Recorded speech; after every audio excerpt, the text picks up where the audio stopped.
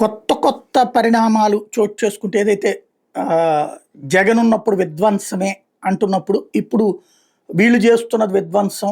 Even పవర్కి సంబంధించి ₹2.49 Jagan current తీసుకొస్తే వీళ్ళేమో ₹4.60 తీసుకొస్తున్నారంటూ విమర్శిస్తుంటే, లేదు జగన్ ఆ రోజున లెక్కరది ఇట్లాంటివన్నీ డైవర్ట్ చేయడానికంటూ పక్కన తెలుగుదేశం అంటుంటే, ఇప్పుడు వైసీపీ ప్రొజెక్ట్ చేస్తుందంటే ఏపీ సొంత ఆదాయం 2018-19లో 58,107 కోట్లు, 23-24 నాటికి 92,978 కోట్లు. అప్పుడు విధ్వంసం అవుతుందా, అభివృద్ధి అవుతుందా అని అడుగుతున్నారు.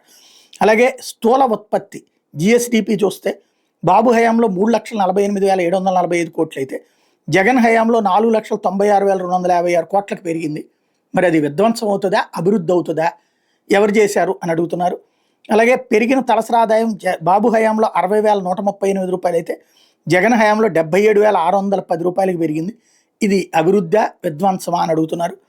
మూలధన వ్యయం 69,303 కోట్లు బాబు హయాంలో ఉంటే జగన్ పాలనలో 78,164 కోట్లయింది.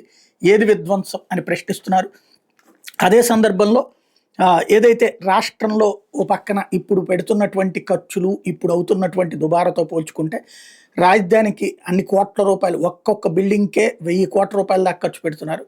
మొత్తం 400 కోట్ల రూపాయలతో ఋషికొండ మీద అంత పెద్ద భవనాలు కట్టాడు.